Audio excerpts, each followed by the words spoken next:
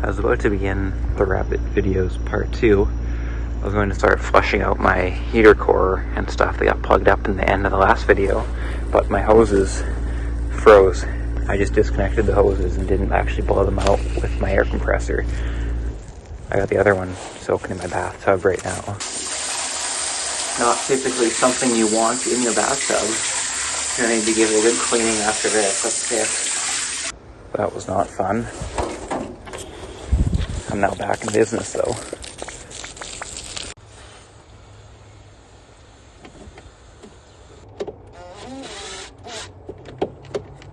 Both of the heater core hoses are disconnected now. Just gotta spray them out.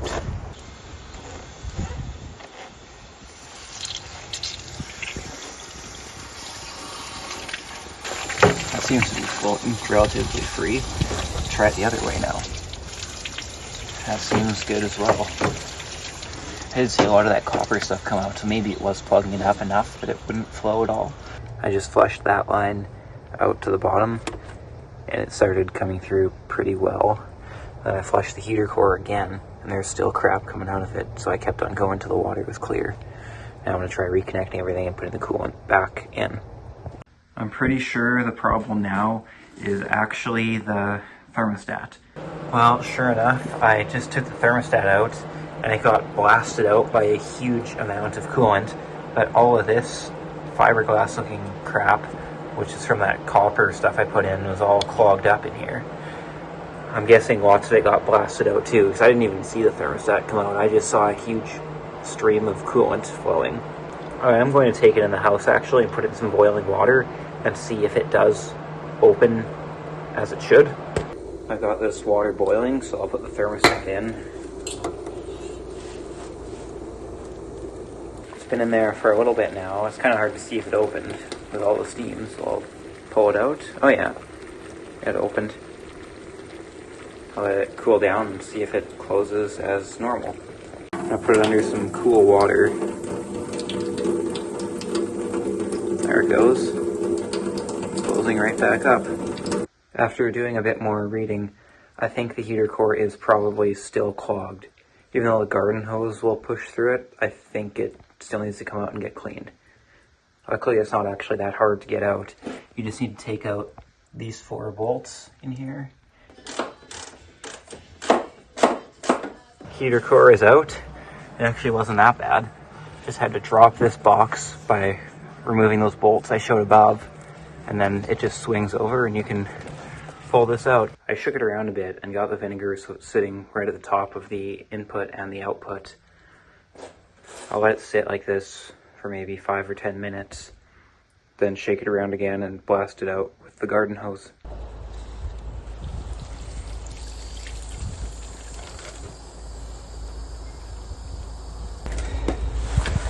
That side seems good.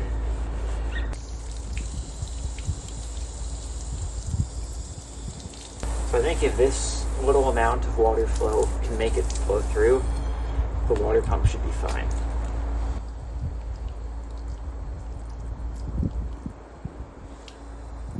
Before I start the car up, there's one more thing I want to test. This is the inlet hose to the heater core. So I've just put that into an empty bottle of coolant, and when I start the car up, coolant should start coming out of this hose and into here, because this is just directly from the block. There it goes. I think it was just too low. I didn't see it pump a bunch in here, so then I poured it all back in, and now we're really getting some serious flow. Before I put it back in the car, I'm going to hook the heater core up out here and see if it'll just pump into the reservoir like this.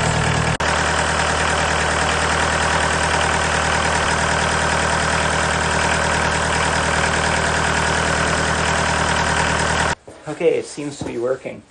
This thing is so much worse to get back in than it was to take out. I just nearly finished getting this little slice of heaven back together. Got the heater core in, and it's all hose clamped back together. And I started working on this middle piece of crap. You can already see problems. The middle of it split apart. And I only managed to get one bolt in on the other side. These ones, you can see there's nothing left up there.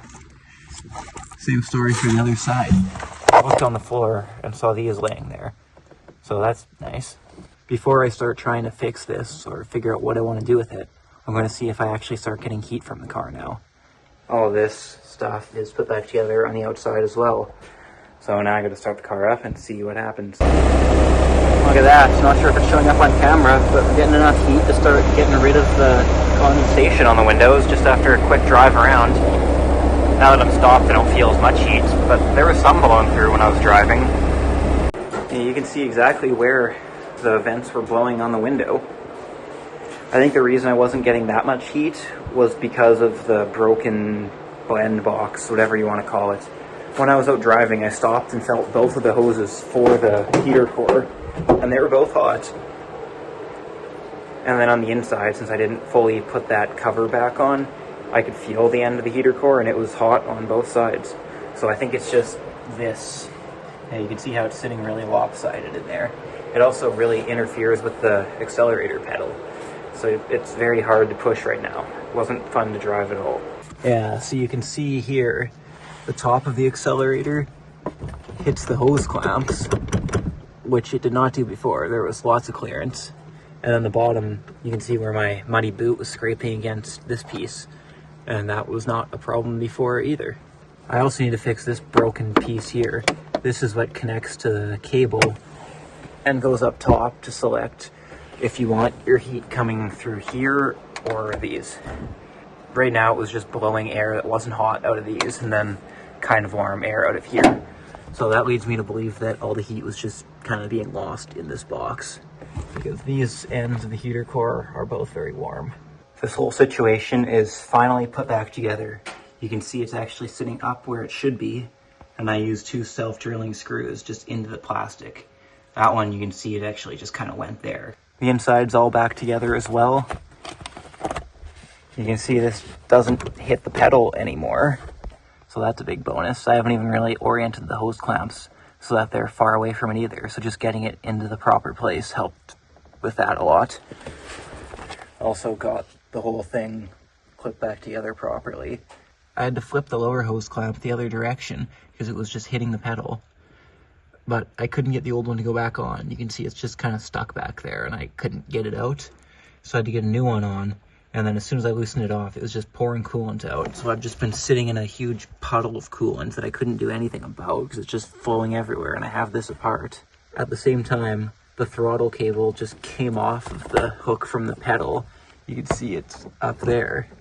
I've got it held back on with zip ties right now. I can't believe it didn't fall off earlier. They had it held on with, I can't even say hopes and dreams, because if those are your hopes and dreams, you should just end it, I guess, because that was just terrible. But everything should be good to go now. This whole heater box ordeal was probably the most aggravating thing I've ever done on a car. The only other one that came close to this, and probably was number one before this, was basically the same thing on my Mark IV. Let's just say that one has a lot more wood screws in it than it did when it came from the factory. I just took this thing for a drive over to Canadian Tire to get an air filter for it because I didn't have one. And there are a few things I've noticed. Just a couple minutes ago, the one bulb burnt out. In here, you can see that. So that's nice. I'll probably just order some on Amazon. It's way cheaper than Canadian Tire is for bulbs. The other thing is that the heat works, like I can feel heat, but that stupid blend box underneath is giving me some problems. So when I have the fans turned all the way on, I don't really get any flow. I just get a little bit through this vent, and it's cold. But this one's putting out warm air. Gotta rip that whole thing apart and have a lot more fun dealing with that. I also picked up some paint and painting the rims silver. You can see some overspray because I didn't use the card, it's just using an old license plate. So I gotta clean that up. Now I've got them all painted and the tires are mostly cleaned off. That one looks better in person. It's kind of just, I think, the residue from the brake clean on my rag. Up close, they look pretty bad still. I should have put a lot more work into them, but I didn't care that much. I just wanted to paint them and have them look good from a distance. Like that 1.5. And you see all the crap that's just pushed around from working on the Rabbit. That looks a lot better with the proper wheels on the car. I ended up just throwing a spare in the back in case that bad one blows. I also epoxied it, not sure if I showed that. That was not fun to get this back into the garage to continue working. Apparently the diesel I bought from Costco last week didn't have any anti-gel properties in it, and I didn't put enough additive in, so it gelled up. I was hoping I could just pour some stuff in the filter and get it going, but that didn't last very long. I'm gonna let it sit in the garage for a while. Hopefully it'll thaw the system out enough. First thing I got was 3 wiper blades, since these were like $2 or $3 a piece. I also got 2 window cranks. Unfortunately, I couldn't source any maroon ones, so I just had to get black. The signal switch, since mine does not cancel anymore. I've had it cancel in the left direction, I think, a few times, but the right does not cancel at all. And I'd rather just have one that fully works and feels nice like this does. Tensioner. And then a timing belt. And a water pump. I just got the front of the bill. I'm going to try to just reuse the housing that's already existing on here. I also have door handles, but they're coming from Amazon, because on Rock Auto they would only come from a different warehouse, and that made shipping costs ridiculous. The reverse light switch also showed up from Amazon last night. This took way longer than it should have, like 4 or 5 days after they said it would arrive, but it's here now, so that's good. Get that installed. The part's installed, so let's see if it works to go into reverse. There it is. Take it out. Back in. New signal is installed. Unfortunately, there's a piece of plastic on the side here that's black, and that doesn't match. Maybe if I'm feeling really important one day, that's not the right word for that, but if I'm feeling like it, maybe I'll switch this piece over, but I don't think that's something I want to do and risk breaking the new one. Only the passengers can see it as well. And I think there's more important things people will be looking at. The canceling of the signals actually works now. That was left. And there's right. Amazing. Another perfect ending to the video. I'm going to continue installing the Rock Auto parts in the next video. The turn signals worked well, and the tires on it are driving fine right now. That's about all I've got to say on that matter, so I will continue later.